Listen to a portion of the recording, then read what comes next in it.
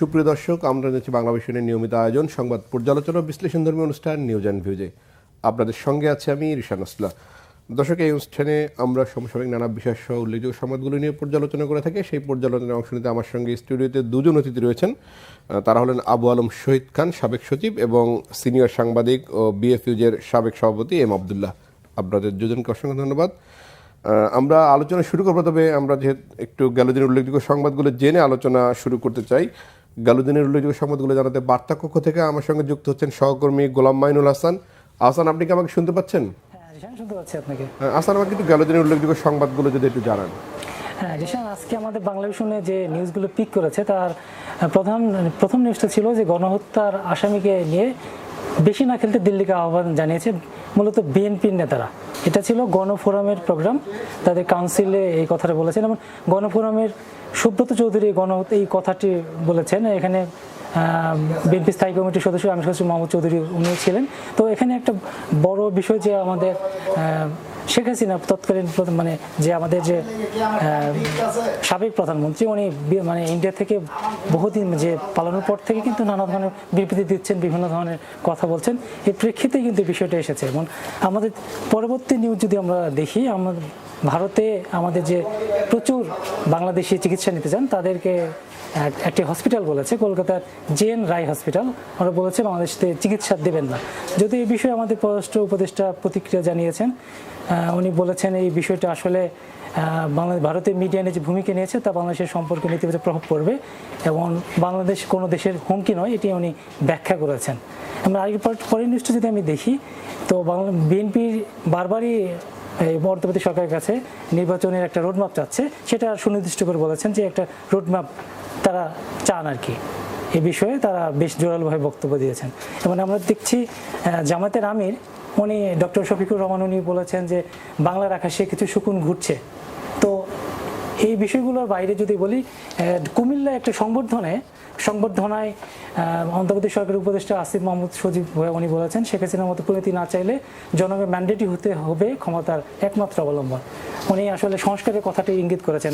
এবং আমি যদি রাতে যে 10টার একটা ঘটনা দিয়ে আমি শেষ করতে চাই, আমার সিনিয়র সাংবাদিক মুন্নি শাহ উনি জনতা টাওয়ারে ওনার যে একটা অনলাইনে পোর্টালে কাজ করতেন, ওখানে যাওয়ার পরে কিছু জনতা তাদেরকে আটক করেছে এবং তার বিরুদ্ধে স্লোগান দিয়েছে। শেষ পর্যন্ত পুলিশ তাকে উদ্ধার করে এবং ডিবি কার্যালয়ে রাত 10:30টায় নিয়ে যায়।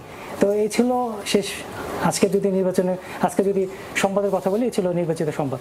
ধন্যবাদ হাসান, আপনাকে অসংখ্য ধন্যবাদ। আমি আলোচনা শুরু করব। আব্দুল ভাই, আপনাকে দিয়ে শুরু করতে চাই। রাজনীতিবিদরা যে আহ্বান জানিয়েছেন গণহত্যার আসামিকে নিয়ে বেশি না খেলতে দিল্লির আহ্বান, আমরা দেখছি যে অন্তর্বর্তী সরকারের শুরু থেকেই এক ধরনের ভারতের সাথে সম্পর্কে টানাপোড়েন চলছে। নানান ধরনের ভারতীয় মিডিয়া এবং ভারতীয় রাজনীতিবিদ এবং ভারতীয় যে ক্ষমতাশীল দলটি রয়েছে তাদের সঙ্গে এক ধরনের টানাপোড়েন চলছে। এই টানাপোড়েনটা আসলে কোন জায়গায় গিয়ে থামবে? যেহেতু ভারত আমাদের একটি বড় প্রতিবেশী, যদিও ভারতের যে আধিপত্য বিস্তারের যে রয়েছে রাজনীতিতে আমাদের, সেই জায়গা থেকে বাংলাদেশের মানুষ যদিও সেটি পছন্দ করে না, সেই ভারতের এই অবস্থান এবং বাংলাদেশের যে এখনকার যে বাংলাদেশের অবস্থান, পরিবর্তিত বাংলাদেশের, সেই সম্পর্কটা আসলে কোন জায়গায় গিয়ে থামতে পারে বা কোন জায়গায় আসলে আমরা নতুন সূর্য দেখব? ধন্যবাদ। বাংলা ভিশনের এই শো যারা দেখছেন এবং দেখবেন সবাইকে শুভেচ্ছা জানাচ্ছি। অত্যন্ত গুরুত্বপূর্ণ ইস্যুর অবতারণা করেছেন আপনি। আমাদের বাংলাদেশটি গত 15 বছরের বা 1.5 দশকের যে বাংলাদেশ, সেই বাংলাদেশটি তো একটি ফ্যাসিবাদী রাষ্ট্রে রূপ নিয়েছিল। স্বৈরশাসক দীর্ঘ 15 থেকে 15.5-16 বছর যাবৎ বাংলাদেশকে যে জায়গায় নিয়ে গেছে, এখানে গণতন্ত্র নির্বাসিত ছিল, মানবাধিকার ভুলুণ্ঠিত ছিল, মানুষের মৌলিক অধিকারগুলো স্বীকৃত ছিল না, গণমাধ্যমের স্বাধীনতা বলতে কিছু ছিল না, বিচার বিভাগের স্বাধীনতা বলতে শাসক গোষ্ঠীর ইচ্ছা মাফিক বিচার বিভাগ ফাংশন করেছে। এই জায়গাগুলো যখন বাংলাদেশের মানুষের সবচেয়ে গণতান্ত্রিক যে ন্যূনতম যে গণতান্ত্রিক অধিকারগুলো যখন কেড়ে নেওয়া হয়েছিল, তখন কিন্তু আমাদের প্রতিবেশী দেশ ভারত সেই শাসক গোষ্ঠীর পক্ষে একেবারে খুল্লম খোলাভাবে কিন্তু দাঁড়িয়েছে। আমরা দেখেছি আমাদের 2014 সালের নির্বাচন, 14 সালের 5 জানুয়ারির নির্বাচনে কিভাবে একেবারে ন্যাক্কারজনকভাবে সেখান থেকে সুজাতা সেন এসে সেখানে সে নির্বাচনকে প্রভাবিত করেছেন। 2018 সালেও তারা ব্ল্যাঙ্ক চেক দিয়ে দিয়েছিল যে যা খুশি করো, এখানে ভোটাধিকারের কোনো যে দাবি বাংলাদেশের জনগণের, এগুলাকে তারা কোনোভাবেই আমলে নিতে চায়নি। এবং আপনার স্মরণ থাকার কথা, যখন 2009 সালের 6 জানুয়ারি আওয়ামী লীগ সরকার ক্ষমতা নেয়, এবং তার পরবর্তী কোনো একটি দিন তারিখটি এই মুহূর্তে আমি বলতে পারছি না, গুগলে সার্চ করলে দেখতে পাবেন যে বিজেপির এক নেতা বলেছিলেন যে বাংলাদেশকে আর কখনোই দিল্লির রাডারের বাইরে যেতে দেওয়া হবে না, এই ধরনের কথা বলেছিলেন। তো আমরা সত্যি সত্যি দেখেছি, কিন্তু গত 15.5 বছরে বাংলাদেশ চলেছে দিল্লির চাওয়া পাওয়া যেভাবে।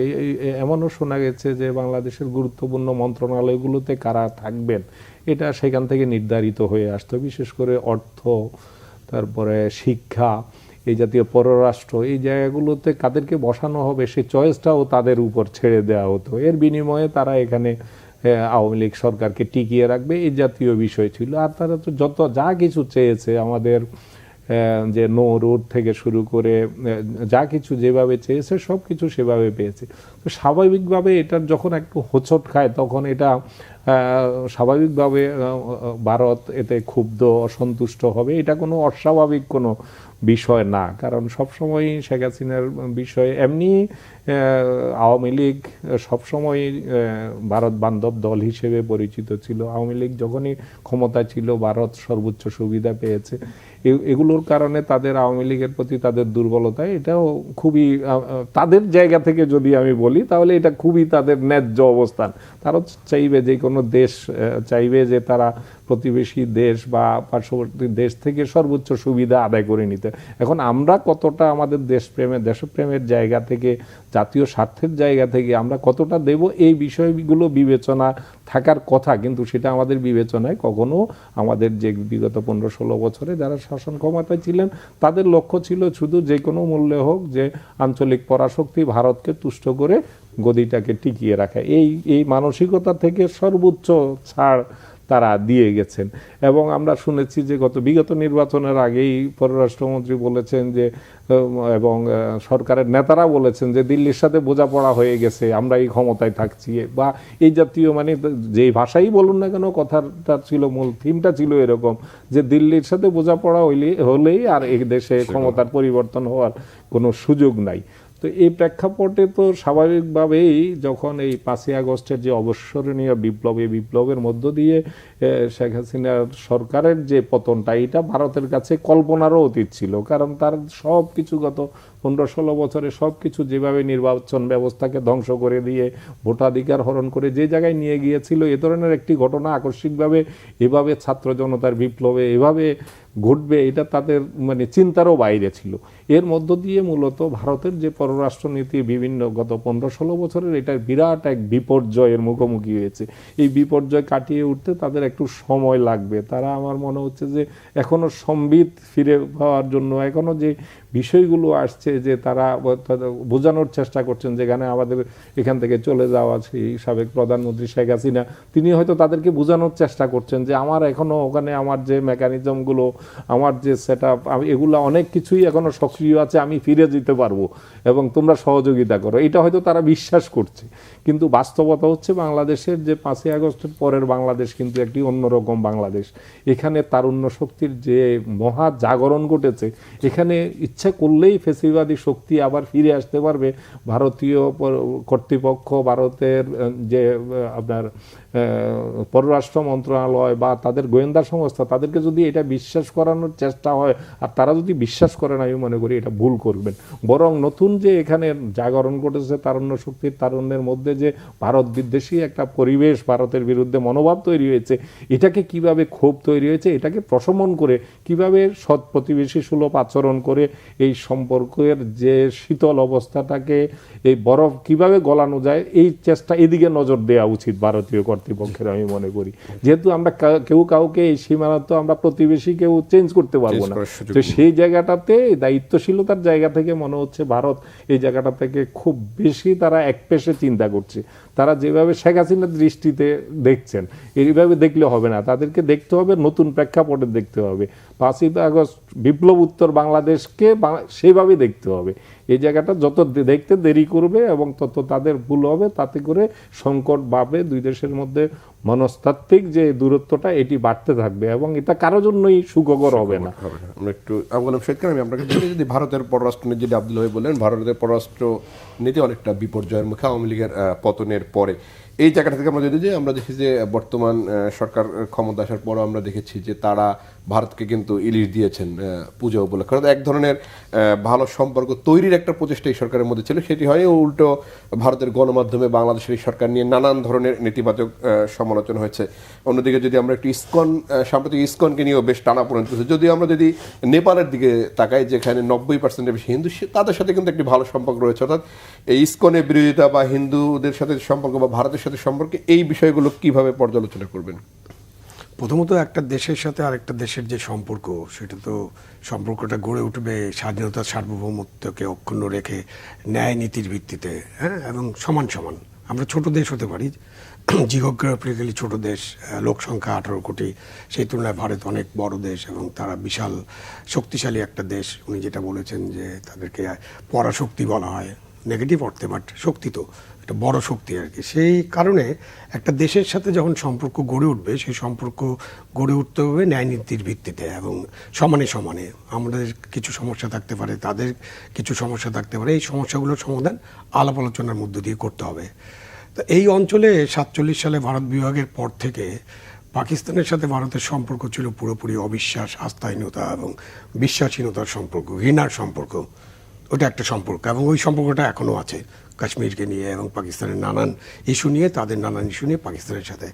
1971 মুক্তিযুদ্ধের পরে বাংলাদেশের সাথে তাদের একটা সুসম্পর্ক স্থাপনের একটা সুযোগ হয় এবং সুসম্পর্ক স্থাপনের একটা চেষ্টা হয়। এবং বাংলাদেশের 54 বছরে যত সরকার আসছে, সব সরকারের সাথে কিন্তু ভারতের সরকারের সম্পর্ক ভালো, আপনি খারাপ বলতে পারবেন না। এমন কোনো বড় টেনশন হয়নি, দুই একটা বর্ডারের ঘটনা ছাড়া বড় টেনশন হয়নি। আমাদের যাতায়াত আছে, আমাদের বাণিজ্য আছে, অনেক কিছুই আছে। কোনো সময় আমরা এইসব নিয়ে কথা বলি। বাংলাদেশের মজাটা হচ্ছে বা বাংলাদেশের বাস্তবতা হচ্ছে, আমাদের হলো একটা ভারত প্রেমের সম্পর্ক আছে একটি দল বা একটি সরকারের সাথে, আর একটা সরকারদের সাথে ভালো সম্পর্ক থাকে, আবার একটা ভারত বিদ্বেষ আছে, ভারত ঘৃণা আছে। এখন ধরেন কূটনীতি বা পারস্পরিক সম্পর্ক এই প্রেম ঘৃণার বাইরে যেতে হবে। আমরা যতদিন পর্যন্ত এই প্রেম এবং ঘৃণার এই বলয় থেকে বের হতে পারবো না, মানে ওই যে লেন্স দিয়ে অমুকের লেন্সে দেখা, তমুকের লেন্সে দেখা, অমুকের বয়নে দেখা, তমুকের বয়নে দেখা, অন্যান্য কার্ড প্লে করা, ভারত বিরোধিতার কার্ড, পলিটিক্সে ভারত বিরোধিতা, হিন্দুদের ভোট ও বা সংখ্যালঘুদের ব্যাপার স্যাপার, এইসব নিয়ে যখন আমরা রাজনীতিতে ব্যপ্ত থাকবো, তখন কিন্তু আমরা খোলা চোখে দেখতে পারবো না। আপনি এই তুলনায় চলে যান আপনি ইউরোপে 100টার বেশি যুদ্ধ হয়েছে বিভিন্ন দেশের মধ্যে, ছোট ছোট যুদ্ধ, আর 2টা বিশ্বযুদ্ধ হয়েছে। আপনি এখন ইউরোপে কি দেখেন?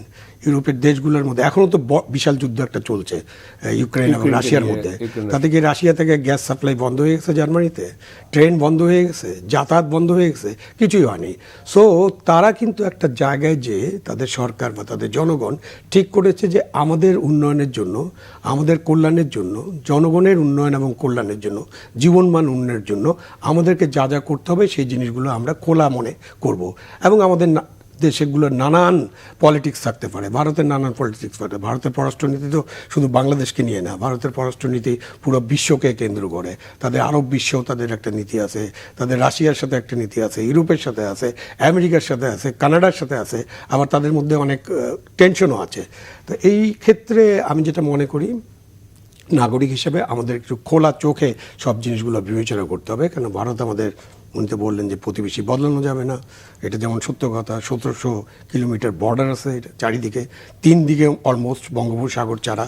এবং বঙ্গোপসাগরে যে আমাদের শক্তি যেটা আছে, আমাদের যে নেভাল শক্তি, সেই শক্তির তুলনায় ভারতের শক্তি কী অবস্থা, আমাদের সামরিক শক্তি, ভারতের সামরিক শক্তি, আমাদের অর্থনীতি, ভারতের অর্থনীতি, সবই তো আমরা জানি। সুতরাং এই জায়গায় আমাদেরকে স্থির করতে হবে যে আমরা ওই দেশের সাথে কিভাবে একটা সম্পর্ক গড়ে তুলব, যে সম্পর্কটা ভালো হবে, সুন্দর হবে এবং যেটা দুই পক্ষের জন্য লাভজনক হবে, দুই পক্ষ যাতে জিতে, উইন উইন একটা সিচুয়েশনে। সুতরাং আমাদের যে সমস্যা আছে সেটা নিয়ে তাদের সাথে আলাপ আলোচনা করব, কথা বলে এগুলো সমাধান করতে হবে। পলিটিক্সে অনেক সময় ছোট ছোট গড়ে ওঠে এবং এই কারণে অনেক টেনশন ক্রিয়েট হয় এবং এই টেনশনটা যাতে ক্রিয়েট না হয় সেই জন্য দুই পক্ষকে চেষ্টা করতে হবে। এখন তারা একরকম কথা বলবেন, আমরা আরেক রকম কথা বলবো। কূটনীতিক শিষ্টাচারের একটা ব্যাপার আছে, অন্যান্য অনেক মানুষ অনেক রকম কথা বলতে পারে, কিন্তু আপনি কূটনীতিক, আপনি যখন সরকার চালাবেন তখন আপনি কী ভাষায় কথা বলবেন, আপনি রাজপথে থাকলে কী ভাষায় কথা বলবেন, আপনি প্রেস ক্লাবে কোনো মিটিং করলে কী ভাষায় করবেন, কোনো বিক্ষুব্ধ মানুষ তারা কী ভাষায় কথা বলে, প্রত্যেকের কিন্তু ভাষা পৃথক। সুতরাং এই জায়গাটায় আমাদেরকে ক্লিয়ার কাট একটা আন্ডারস্ট্যান্ডিং নিতে হবে যে আমরা কী ধরনের সম্পর্ক চাই, এই সম্পর্কটা কীভাবে গড়ে তোলা যায়। ইসকন ইস্যুতে বেশি কিছু বলার নেই। ইসকন একটা আন্তর্জাতিক সংগঠন এবং তারা মাঝখানে অনেক জিনিস বাংলাদেশে করেছে। ইসকনের যে নেতা নিয়ে আলোচনা হচ্ছে তিনি অলরেডি বাংলাদেশ চ্যাপ্টার থেকে বহিষ্কৃত নেতা, কিন্তু আন্তর্জাতিক চ্যাপ্টারে আবার ওনাকে স্বীকৃতি দেয় এবং এটা নিয়ে তো বেশ কিছু ঘটনা ঘটেছে। তারপরে কোনো আইনানুগ ব্যবস্থা গ্রহণ করা হচ্ছে। এটা অনেক ধন্যবাদ দিতে হয় চট্টগ্রাম এবং বাংলাদেশের মানুষকে যে এটা নিয়ে এমন কোনো ঘটনা ঘটে নেই যেটা অনেক দূরে যেতে পারতো, অনেক নৃশংসতা হতে পারতো, দাঙ্গা হাঙ্গামা হতে পারতো, সেই ঘটনাগুলো ঘটে নেই। সেটাকে সরকার ভালোভাবে নিয়ন্ত্রণ করতে পেরেছেন। এখন আমাদেরকে যেটা দেখতে পাবো, মাঝখানে আবার ইসকন নিষিদ্ধ করার একটা দাবি উঠেছিল, হাইকোর্টও গেলেন কেউ কেউ। আমাদের যারা আছেন তরুণ সমাজের প্রতিনিধিরা অনেক সময় অনেক আলোচনা করে তাদের ইমোশনটা প্রকাশ করে ফেলেন, বাট আপনি দেখেছেন তো যে সরকার কিন্তু ওই ইমোশনের ফাঁদে পা দেয়নি বা হাইকোর্টও সেই ফাঁদে পা দেয়নি। সুতরাং আমরা যখন এসব বলবো, আপনি এই যে নিষিদ্ধ, নির্মূল, বিদায় করে দাও, এই রাজনীতি থেকে আমাদেরকে বেরিয়ে আসতে হবে। এই রাজনীতি হলো পুরানা রাজনীতি, স্বৈরাচারী রাজনীতি, ফ্যাসিস্ট রাজনীতি, ওখানে থাকা যাবে না। আমরা যদি নতুন বাংলাদেশের কথা বলি, এটাকে বিপ্লব বলেন, গণ অভ্যুত্থান বলেন, যে নামেই বলেন, আমরা একটা ফ্যাসিস্ট ব্যবস্থার পরিবর্তন চেয়েছি। ওই ব্যবস্থার বদলে আরেকটি ফ্যাসিস্ট ব্যবস্থা আমরা চাইনি। সুতরাং আমাদেরকে ওই জায়গাটাতে খেয়াল রেখে আমাদের কার্যক্রম ঠিক করতে হবে। এবং সেটা তো বলাই হচ্ছে যে নতুন রাজনৈতিক বন্দোবস্ত এবং ইনক্লুসিভ বাংলাদেশের কথা বলা হচ্ছে বারবার। হ্যাঁ, নতুন রাজনৈতিক বন্দোবস্ত তো এখনো পরিষ্কার নাই। আপনি এখন নতুন রাজনৈতিক বন্দোবস্ত মানে কি, যে আমরা কি ধরনের নির্বাচন চাই, নির্বাচন কেমন হবে, প্রপোর্শনাল রিপ্রেজেন্টেশন হবে কিনা, নাকি সাধারণ নির্বাচনের মতো নির্বাচন হবে, বা নির্বাচন কবে হবে, রোডম্যাপ। ওই যে একটু আগে আপনার যখন সংবাদগুলো বলছেন তখন তারা তো সবসময় খালি রোডম্যাপ। ইভেন জামাতও তো বলেছে যে তারা অতি সত্বর নির্বাচন চান। আমরা এটা নিয়ে আলোচনা করবো। আমি একটু, আব্দুল ভাই, আপনি তো দীর্ঘদিন সাংবাদিকতা করছেন, এখনো সাংবাদিকতা প্রতিষ্ঠানের সাথে যুক্ত আছেন। ভারতের গণমাধ্যমের ভূমিকাটা যদি দেখেন, এই সরকারের পতনের পরে ভারতের গণমাধ্যমে একচেটিয়াভাবে আমরা দেখেছি, বিশেষ করে আমাদের হিন্দু সম্প্রদায়কে নিয়ে আমাদের ধর্মীয় যে এগুলো রয়েছে বা সাম্প্রদায়িক সম্পর্কের যে জায়গাগুলো রয়েছে, সেই সম্পর্কের জায়গাগুলো বিনষ্ট করার যে চেষ্টা ভারতীয় গণমাধ্যমের, এটিকে আসলে আপনি কীভাবে বিবেচনা করেন? এই জায়গাতে বাংলাদেশের যে অবস্থান বা বাংলাদেশের পররাষ্ট্র মন্ত্রণালয় কিংবা বাংলাদেশের তথ্য মন্ত্রণালয়ের যে অবস্থান, সেটি আসলে কতটা শক্তিশালী বলে আপনার কাছে মনে হচ্ছে? ধন্যবাদ। আমি এই প্রসঙ্গে আসার আগে আরেকটু কথা বললাম। শহীদ খান সাহেব যে কথাটি বলেছেন যে আমাদেরকে, বাংলাদেশকে সিদ্ধান্ত নিতে হবে ভারতের সাথে সম্পর্ক। আসলে বাংলাদেশ কখনো কিন্তু উস্কানিমূলক সম্পর্ক নষ্টের ক্ষেত্রে বাংলাদেশের পক্ষ থেকে কখনো উস্কানিমূলক কোনো আচরণ খুব একটা চোখে পড়ে নাই। ব্যতিক্রম থাকতে পারে, কিন্তু বেশিরভাগ ক্ষেত্রে সম্পর্ক নষ্টের ক্ষেত্রে কিন্তু মানে অবনতির ক্ষেত্রে উস্কানিমূলক ভূমিকা কিন্তু সেই দিক থেকে এসছে, দিল্লির দিক থেকে এসছে, ভারতের দিক থেকে এসছে। এখনও আমরা যদি দেখি যে গত 3-4 মাসে যে বিভিন্নভাবে তাদেরকে বারবার বাংলাদেশের সেন্টিমেন্টটা যেটা জানানো হয়েছে যে আপনাদের কোনো ব্যক্তি বা দলের সাথে নয়, বাংলাদেশের জনগণের সাথে সম্পর্কের বিষয়টাকে ভারতকে গুরুত্ব দেওয়ার জন্য বলা হয়েছে। বারবারই কিন্তু এই বিষয়টি আমাদের বর্তমান প্রধান উপদেষ্টা তিনিও ফোন করে কথা বলেছেন তার দায়িত্ব নেওয়ার পরে, এবং তারপরেও বিভিন্ন কূটনৈতিক চ্যানেলে যে আলাপগুলো হয়েছে যে আপনারা ভুলে যান অতীতে আপনার ব্যক্তির সাথে, একটি দলের সাথে আপনাদের যে সম্পর্ক ছিল, সেখান থেকে বেরিয়ে এসে বাংলাদেশের জনগণের সাথে সম্পর্ক, রাষ্ট্র হিসেবে বাংলাদেশের সাথে সম্পর্কের কথা ভাবেন। কিন্তু তারা কিন্তু মোটেই সেটাকে আমলে নিচ্ছেন বলে এখনো পর্যন্ত অন্তত পক্ষে দৃশ্যত মনে হচ্ছে না। আপনি কূটনৈতিকভাবে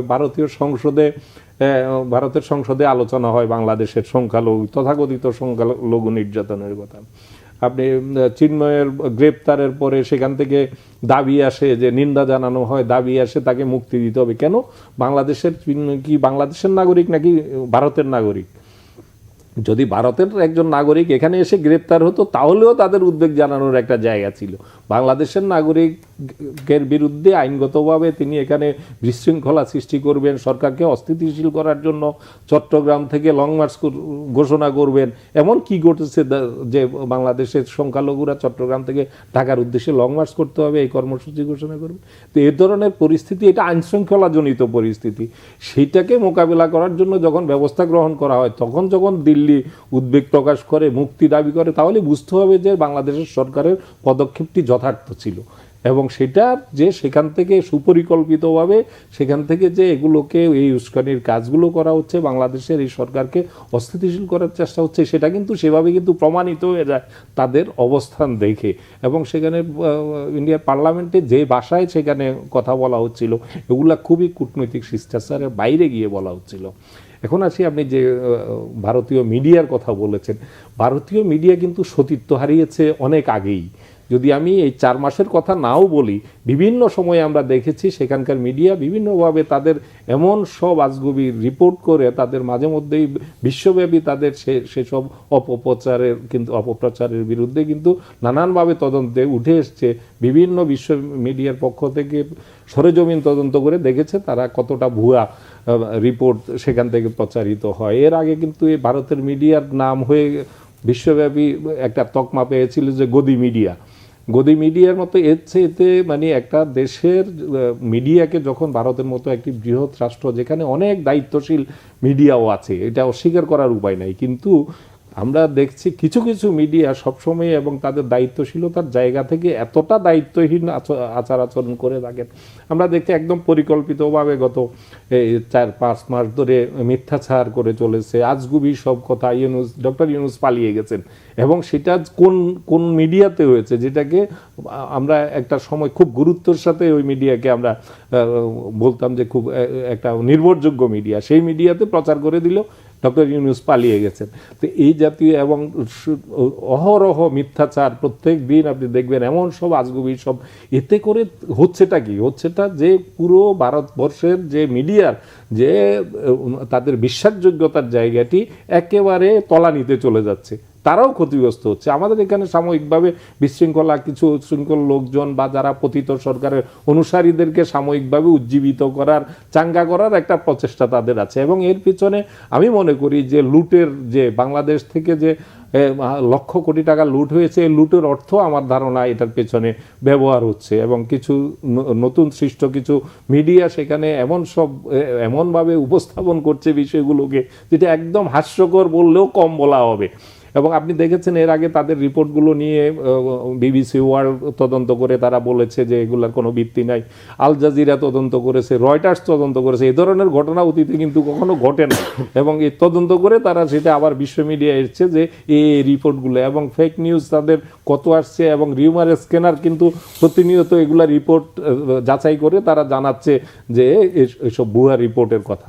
তো সুতরাং এই যে তাদের মিডিয়ার যে বিশ্বাসযোগ্যতাটা দিনে দিনে তলানিতে যাচ্ছে, এটা ভারতের জন্য সুখকর না। এই ব্যাপারে যদি ভারত সরকার আশু পদক্ষেপ না নেয়, যে যারা এই ধরনের এই প্রতিবেশী দেশের সাথে সম্পর্ক নষ্টের ক্ষেত্রে, সম্পর্কটাকে বিনষ্ট করার ক্ষেত্রে যারা এই ধরনের এই মিডিয়ার অপতথ্য অপপ্রচারের মধ্য দিয়ে কিন্তু আমাদের সম্পর্কের জায়গাটাতে, আজকে পররাষ্ট্র উপদেষ্টা যে কথাটি বলেছেন, তো এর দ্বারা তো উনি এক ধরনের পরিষ্কারভাবে জানিয়ে দিয়েছেন যে আপনারা এটাকে কন্ট্রোল করেন, তা না হলে এটা সম্পর্কের জায়গায় প্রভাব পড়তে বাধ্য, এবং তিনি সেটা যথার্থভাবেই বলেছেন।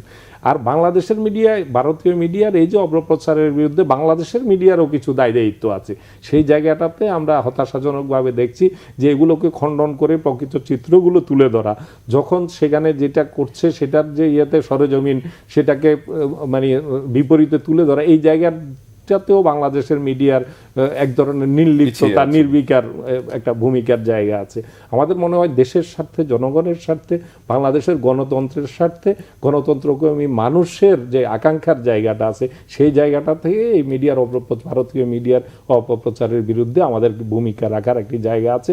আমরা যেন আমাদের মিডিয়াগুলো সে ব্যাপারে সচেতন থাকে, এটাই আমার মনে হয় জনগণ কামনা করে। আমরা আলোচনা করবো, একটা বিরতি নিয়ে আসি। দর্শক, নিউজ অ্যান্ড ভিউজে নিচ্ছে ছোট্ট একটি বিরতি, আমাদের সঙ্গে থাকুন, ফিরবো কিছুক্ষণ পরেই।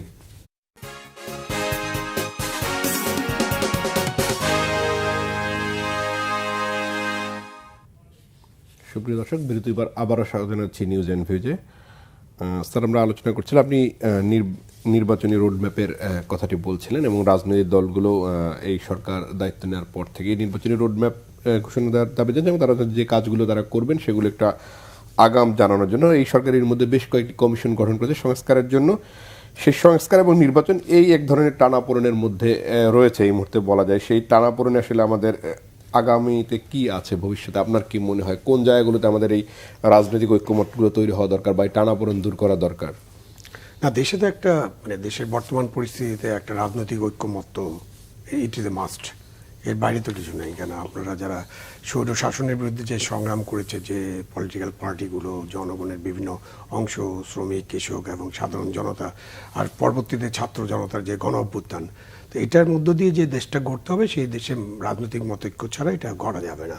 তো এই ব্যাপারে আমরা নিশ্চিত থাকতে হবে যে, এবং ডেমোক্রেসি, গণতন্ত্র এবং নির্বাচন হচ্ছে একমাত্র পথ, যে পথে সব সমাধান করতে হবে আপাতত। এখন আমরা অন্য পথেও সমাধান হতে পারে, পৃথিবীর নানান দেশে নানা রকম সমাধান হয়েছে, উন্নয়ন হয়েছে, আবার অনেক সমস্যা হয়েছে। সুতরাং ওই আলোচনায় আমরা নাই বা গেলাম, আমাদের কাছে পথটা হলো গণতন্ত্র এবং নির্বাচন। তো এখানে আপনি যে রোডম্যাপের কথা আলোচনা হচ্ছে, রোডম্যাপটাকে পুরোপুরি যদি আমরা দেখি যে শুধুমাত্র নির্বাচনের রোডম্যাপ কেন ঘোষণা করতে হবে, আমরা পুরো একটা রোডম্যাপই দেখি যে ঠিক আছে, একটা সরকার গঠিত হয়েছে ছাত্র জনতার গণ অভ্যুত্থানের মধ্য দিয়ে, তারা কি কি করতে চান, যে আপনি যেটা বললেন যে কয়েকটি কমিশন অলরেডি গঠন করেছেন, তারা কিছু সংস্কার করতে চান এবং 54 বছর ধরে অনেক সংস্কার ডিউ ছিল যেটা করা হয়নি, সুতরাং সংস্কার করা একটা মাস্ট এবং এটা করতেই হবে। এটার না করে নির্বাচনে সরাসরি চলে যাওয়া এটা হয়তো ঠিক হবে না, ঠিক না হওয়ারই কথা, এবং এটা ঠিক হবে না বলেই আমরা প্রধান উপদেষ্টা তো প্রেস সচিব এটা বলছেন এবং রাজনৈতিক দলগুলো এটা মনে করে। কিন্তু সেখানে সমস্যাটা কোথায়, টানাপোড়েনটা কোথায়? টাইমিং, কত সময়ে আমরা করব। যেমন ধরেন সংস্কার সম্পর্কে, সংস্কার চাই কিন্তু সংস্কারের জন্য আমরা 50 বছর অপেক্ষা করতে রাজি না, বা 5 বছরও অপেক্ষা করতে রাজি না। সংস্কার আমরা চাই, সংস্কার হচ্ছে একটা চলমান প্রক্রিয়া, এটা সবসময় চলতে থাকবে। সরকার যারাই চালাবেন তাদেরকে সংস্কার করতে হবে। আজকে যেটাকে মনে হচ্ছে যে একটা সুন্দর সংস্কার, এটা 2 বছর পরে মনে হবে যে এর চেয়ে আরও আপডেট করা দরকার। জ্ঞান বিজ্ঞান, মানুষের জীবন মান যেরকমভাবে উন্নত হবে, সেভাবে অনেক কিছু আবার পরিবর্তন দরকার হতে পারবে। আইনের পরিবর্তন দরকার হয়, এই জন্য আইন সবসময় আপডেটেড হয়। তো সংস্কার একটা চলবে এবং সংস্কার এবং নির্বাচনের কাজ কিন্তু পাশাপাশি চলতে পারে। যেমন আমরা অলরেডি একটা নির্বাচন কমিশন গঠন করেছি, তার মধ্যে এটা নির্বাচনের কাজের জন্য, নাহলে নির্বাচন কমিশন গঠন না করলে কি অসুবিধা? আরও 6 মাস পরে, এই মুহূর্তে তো কোনো নির্বাচন নেই।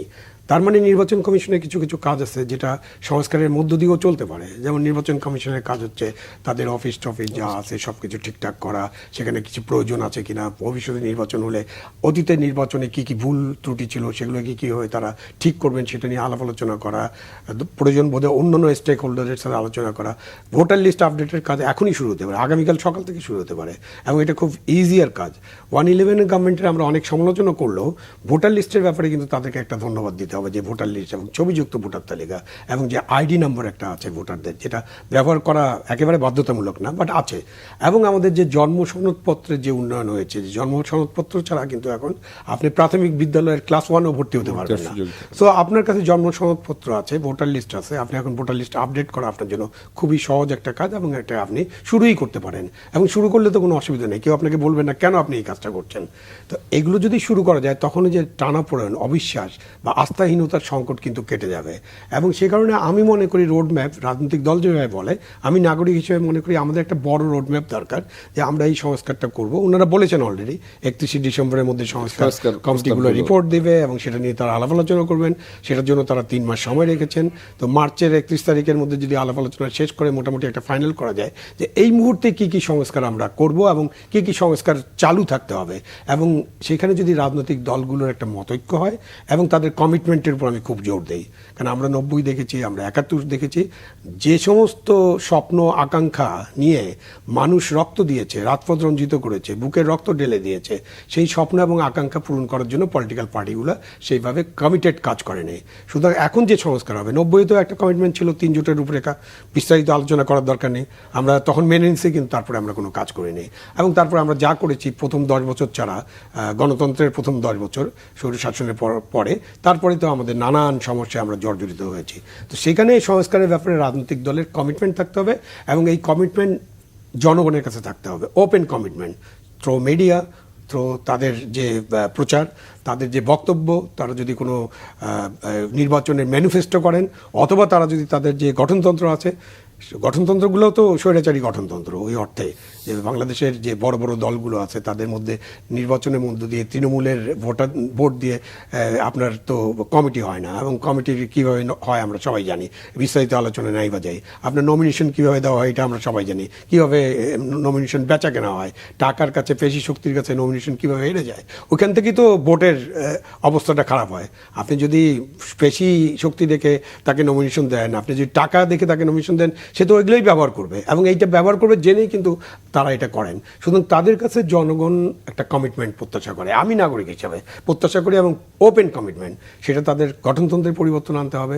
যেমন বিএনপি একটা ঘোষণা দিয়েছে যে তারা 2 বারের বেশি প্রধানমন্ত্রী কেউ থাকবে না, এটা তাদের গঠনতন্ত্রে আনতে হবে, এবং এটাকে তাদের এমন কমিটমেন্ট দিতে হবে যে ফার্ম কমিটমেন্ট।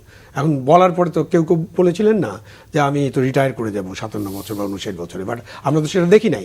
সো রাজনীতিবিদদের কথাতে যাতে জনগণের আস্থা থাকে, বিশ্বাস থাকে, এবং সেটা যেন ব্ল্যাক অ্যান্ড হোয়াইটে ট্রান্সলেট করেন তারা, সেটার গুরুত্ব আছে। এরপরে একটা নির্বাচনী দিনক্ষণ যে আমরা এইরকম সময়, এমন তো না যে আমাদের এখনই বলতে হবে, আমরা তো আমেরিকান না যে তাদের যে নির্দিষ্ট আছে, তাদের যে সাইকেলটা নির্দিষ্ট, এক সময় ভোট হবে, ভোটের পরে প্রেসিডেন্ট ইলেক্টকে 3 মাস অপেক্ষা করতে হবে। আপনি দেখেন সিস্টেম, এবং সিস্টেমে কিন্তু চলতেছে।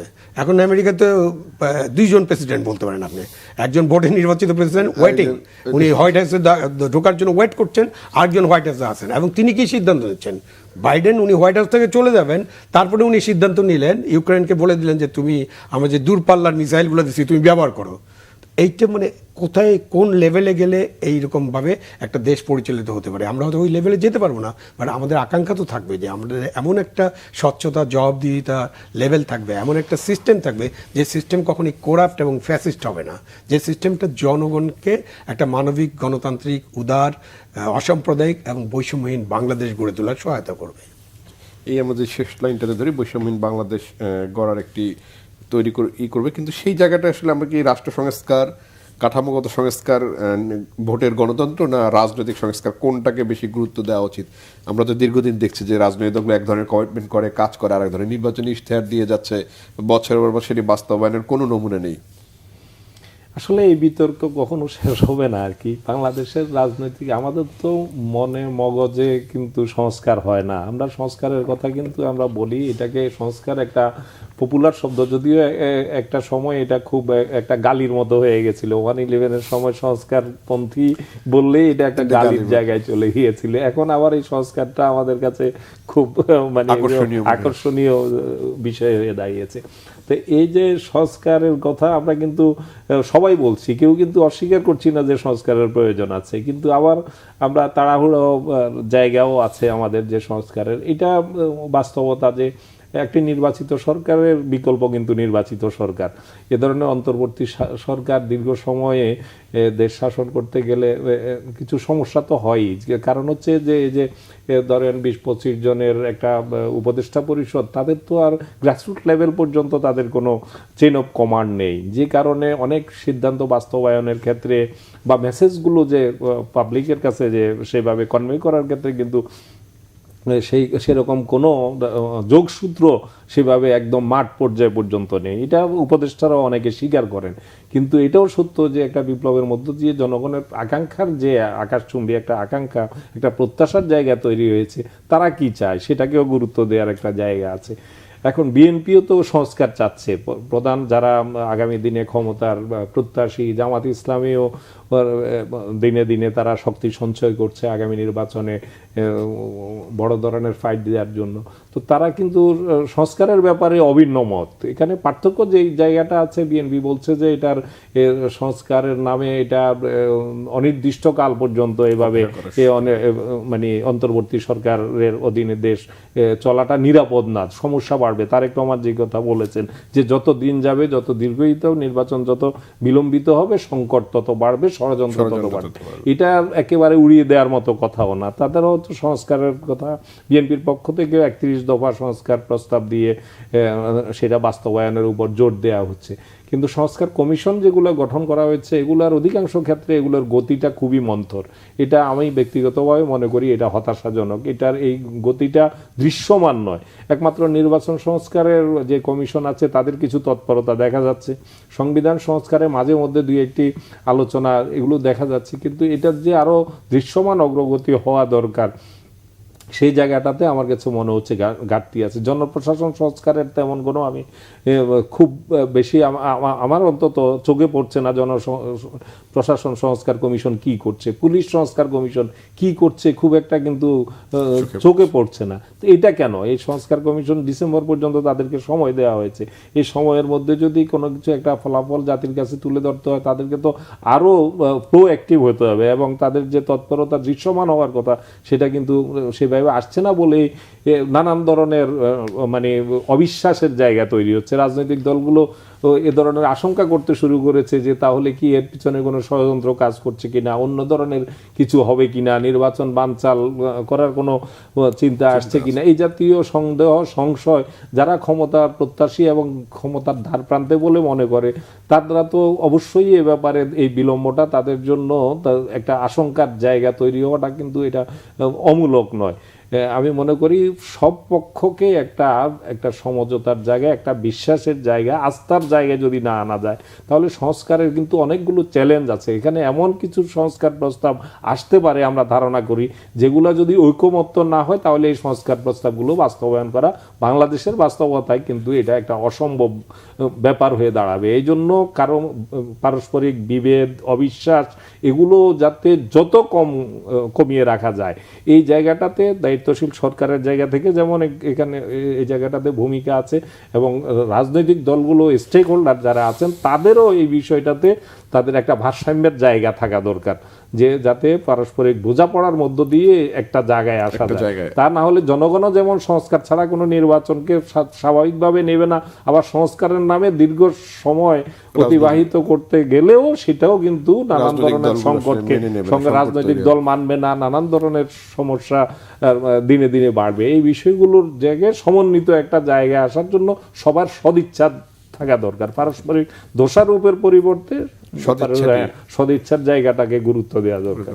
স্যার, আপনি দীর্ঘদিন আমলাতন্ত্রে কাজ করেছেন, স্থানীয় সরকার বিভাগে ছিলেন, এখন যে কাঠামো রয়েছে বা সরকারের প্রশাসনিক এখন যে অবস্থান, আপনার কাছে কি মনে হয় যে একটি নির্বাচন দ্রুত সময়ের মধ্যে দেওয়া সম্ভব এই অবস্থার মধ্যেই? প্রশাসনিক কাঠামো বা পুলিশ, আমরা যে আইন শৃঙ্খলা বাহিনীর কথা দেখি সেই জায়গাগুলোতে অবশ্যই দেওয়া সম্ভব। মানে ওইটা যদি আপনি প্রশ্ন করেন বাস্তবতাটা কি, বাস্তবতা হলো 96 সালের যখন একটা নির্বাচন হয় 3 মাসের মধ্যে তো একটা নির্বাচন হয়েছিল, তখন আমরা কত পরিবর্তন করেছিলাম। আমরা তো 17 লক্ষ কর্মচারীকে পরিবর্তন করিনি, এবং আমরা বিদেশ থেকে আমদানি করি নাই কাউকে, এবং নির্বাচন হয়েছে। সেই নির্বাচন নিয়ে তো কম কথা। 91 সালেরটা ধরেন, সেখানেও নির্বাচন হয়েছে। 2001, 2008-এ আমরা বেশি সময় পেয়েছি, তখন 2 বছর ধরে মিলিটারি ব্যাক গভর্নমেন্ট ছিল, বাট খুব পরিবর্তন হয় না। যেমন ধরেন আপনি নারায়ণগঞ্জে নির্বাচন যখন হয় তখন একটা নির্বাচনের সময় যে ডিসি এসপি ছিল তারাই ছিলেন, তাদেরকে যখন ঠিকমতো কাজ করতে বলা হলো তখন তারা ঠিকমতো কাজ করলেন, এবং সেখানে একদম আওয়ামী লীগের যে মনোনীত ছিলেন যিনি খুব নারায়ণগঞ্জের খুবই শক্তিশালী মানুষ,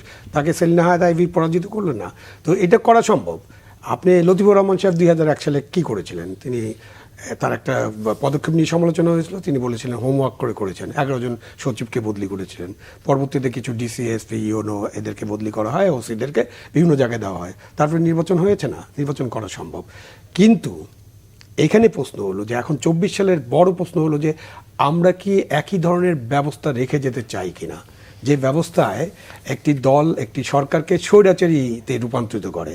আমরা কি 2/3 মেজরিটি, ব্রুট মেজরিটি পাওয়ার পর সেই দল কন্ট্রোলে থাকবে কিনা, এখন প্রেসিডেন্ট এবং প্রধানমন্ত্রীর মধ্যে ক্ষমতার ভারসাম্য হবে কিনা, জনগণ এই সব বিষয়ে একটা সমাধান চায়।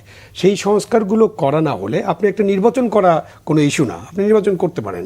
ডক্টর ইউনূস গভর্নমেন্ট নির্বাচন ভালো মতো করতে পারবে, কারণ এখানে কোনো দলের সাথে উনি যুক্ত না, গভর্নমেন্ট কোনো দলের না। সুতরাং যারা কর্মচারী আছেন, গণকর্মচারী যাদেরকে আমলা বলা হয়, এখন তারাই তো চালাচ্ছেন দেশটা। যেটা বলা হলো যে ওনাদের তো, আমাদের তো অন্তর্বর্তীকালীন সরকারের তো রুট লেভেলে কিছু নাই, মানে জনগণ তো নাই, জনগণ তাদের এটাকে সমর্থন করে, বাট একটা পার্টি, পলিটিক্যাল পার্টি বা একটা Democratic party, Democratic elected government, তার কিন্তু এই গণকর্মচারীর বাইরে তার একটা বিশাল সমর্থন থাকে, স্টেক হোল্ডাররা থাকে যারা তাদেরকে সাপোর্ট করে। সেই জন্য এই প্রশ্নটা হচ্ছে যে আমরা কিছু কিছু যে সংস্কার প্রয়োজন, এবং এমন সংস্কার প্রয়োজন যে সংস্কারের ফলে ফ্যাসিবাদী শক্তি আর উত্থিত হবে না, কেউ নিজেকে স্বৈর শাসকে রূপান্তরিত করার কথা চিন্তা করবে না, এমনকি এত কঠিন ভাষায় বলতে চাই, স্বপ্ন দেখবেন না, যে ওই স্বপ্ন দেখার আগে যেন ওনারা দেখেন যে আমাকে এই পরিণতি ভোগ করতে হবে, যাতে আটকে উঠেন তারা, যে আমাকে এই পরিণতি ভোগ করতে হবে। সো সেইখানে রাজনৈতিক দলগুলো তো নিশ্চয়ই তারাও চান এটা। আমি রাজনৈতিক দলের মানে যারা অতীতে ক্ষমতায় ছিলেন এবং ভবিষ্যতে ক্ষমতায় যাওয়ার স্বপ্ন দেখেন এবং দ্বার প্রান্তে আছেন বলে অনেকে মনে করেন, তারাও কিন্তু তাদের আচার আচরণে কথাবার্তা অনেক পরিবর্তন আনছেন। ইভেন জামাতে ইসলামীও তাদের কথাবার্তায় কিন্তু অনেক ধরনের পরিবর্তন এনেছেন। সুতরাং এই যে পরিবর্তনের মধ্য দিয়ে আমাদের যে ফ্যাসিস্ট যে সিস্টেম, সেই সিস্টেমটা যাতে আর কোনোদিন দাঁড় না হয়, কেউ যেন ব্যবহার করতে পারে না, কেউ যেন রাষ্ট্রশক্তিকে ব্যবহার না করে এটা করে, সেখানে কিন্তু ইম্পর্টেন্ট। উনি যেটা বলছেন জনপ্রশাসন সংস্কার খুবই ইম্পর্টেন্ট এরিয়া, কিন্তু আমরা কিছুই জানি না।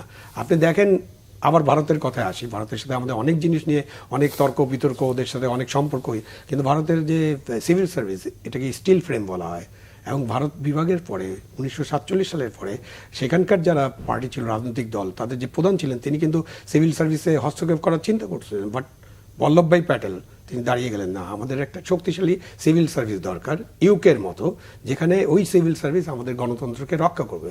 বাট বাংলাদেশে এবং পাকিস্তানে আমরা কিন্তু সেই সিভিল সার্ভিস, সেই মিলিটারি সার্ভিস, সেই পুলিশ সার্ভিস আমরা রাখি নেই। আমাদের রাজনৈতিক দলগুলোই এগুলো নষ্ট করেছে। সুতরাং এখন back to square number one, যতই আপনি গালাগালি করেন গণকর্মচারীদেরকে, যতই পছন্দ না করেন, আপনি যদি একটা ভালো শক্তিশালী সিভিল সার্ভিস না থাকে, শক্তিশালী পুলিশ বাহিনী না থাকে, সেনাবাহিনী যদি না থাকে, এবং যারা একেবারে নিরপেক্ষভাবে কাজ করবে, এই কমিটমেন্ট যদি না থাকে, তাহলে কিন্তু আপনি সংস্কার করেন আর যাই করেন, ওই শেষ পর্যন্ত স্কোয়ার নাম্বার ওয়ানে ফিরে যাবেন, আবার জনগণ হতাশ হয়ে যাবে।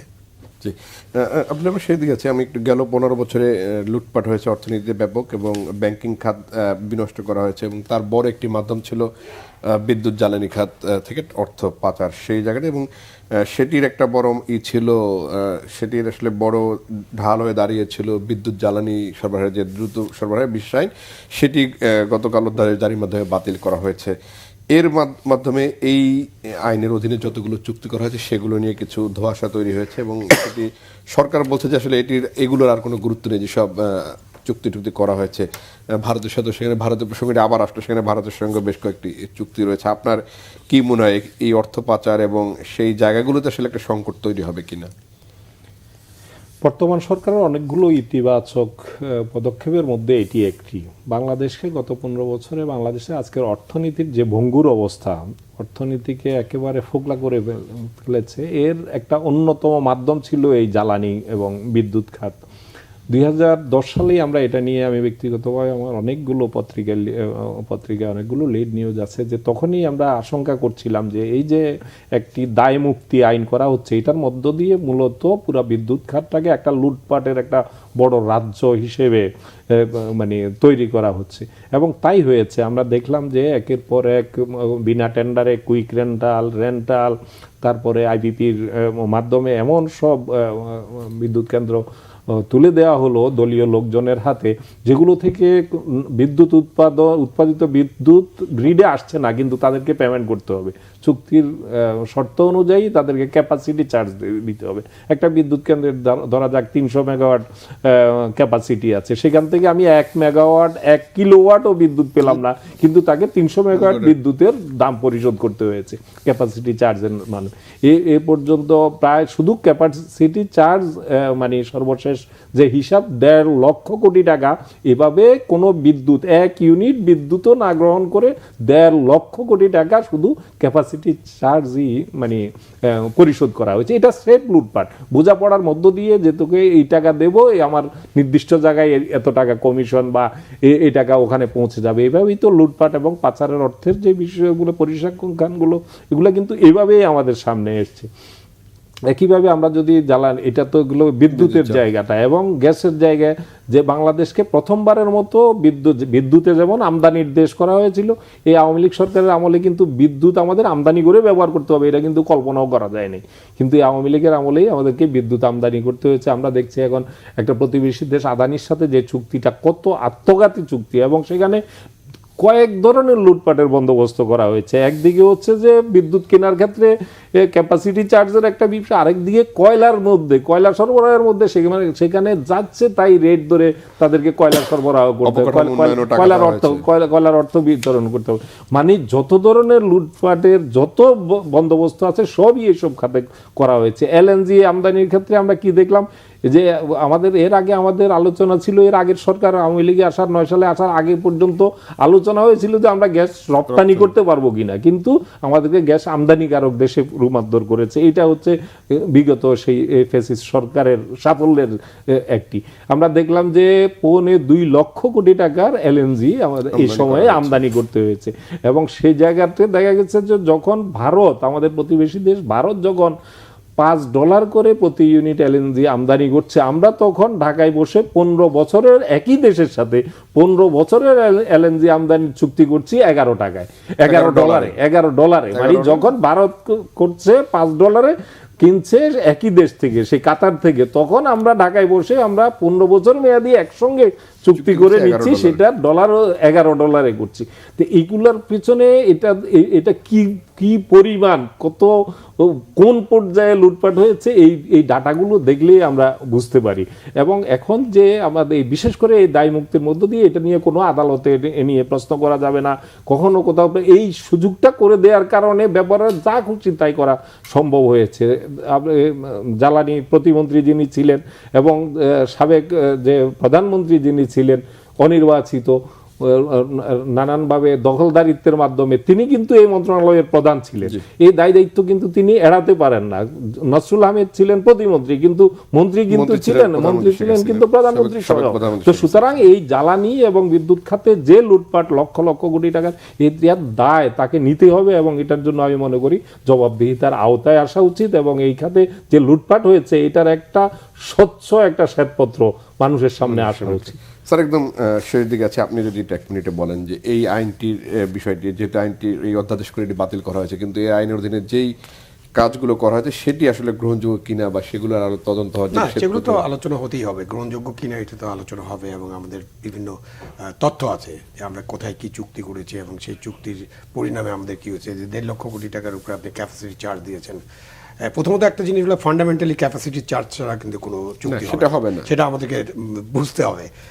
এখানে প্রবলেমটা হলো যে আপনার এটার নাম ছিল কুইক রেন্টাল, তো কুইক রেন্টাল হলো কুইক ফিক্সের জন্য, মানে 2 বছরের জন্য বা 5 বছরের জন্য, সেটাকে আপনি 15 বছর চালু রেখে এই লুটপাটের ব্যবস্থা করছেন, সেটা হলো সমস্যা। দফায় মেয়াদ ধরা, তাই না, বাড়িতে পারেন না আপনি কুইক রেন্টাল। কেন কুইক রেন্টাল? যে আমরা এখন 300 মেগাওয়াটের একটা মানে বিদ্যুৎ কেন্দ্র, সেটা তাপ বিদ্যুৎ কেন্দ্র হোক, কয়লা হোক আর গ্যাস হোক, সেটা করতে আপনার 3 থেকে 5 বছর সময় লাগে। তো এই সময়ের মধ্যেই আপনাকে করতে হবে। তো যেটা আমাদেরকে বুঝতে হবে যে কোনো দায় মুক্তি আইন, ওটা একটা ফান্ডামেন্টাল কোশ্চেন আমি রেখে গেলাম। কোনো দায় মুক্তি আইন কিন্তু আইন হতে পারে না। আপনি যখনই দায় মুক্তি দিবেন তার মানে আপনি অন্যায় করতেছেন, অন্যায় করতে সহযোগিতা করতেছেন। আপনি একজনকে খুন করবে, আপনি দায় মুক্তি দিয়ে দেবেন, এটা হবে না।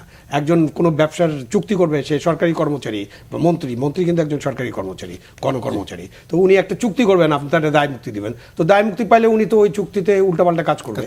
সুতরাং ভবিষ্যতের জন্য আমাদের শিক্ষা হওয়া উচিত যে ভবিষ্যতে যেন কোনো সরকার কোনো ধরনের দায় মুক্তি আইন পাশ করতে না পারে। আইন আছে, আইন অনুযায়ী দেশ চলবে। আলোচনা শোনার জন্য আবু আলম মোহাম্মদ শহীদ খান এবং এম আব্দুল ওয়াহেদ, আপনাদের দুজনকে অসংখ্য ধন্যবাদ। ধন্যবাদ আপনাকে। দর্শক, নিউজ অ্যান্ড ভিউজ থেকে আজকের মতো বিদায় নিচ্ছি। ভালো থাকবেন, সুস্থ থাকবেন, শুভরাত্রি।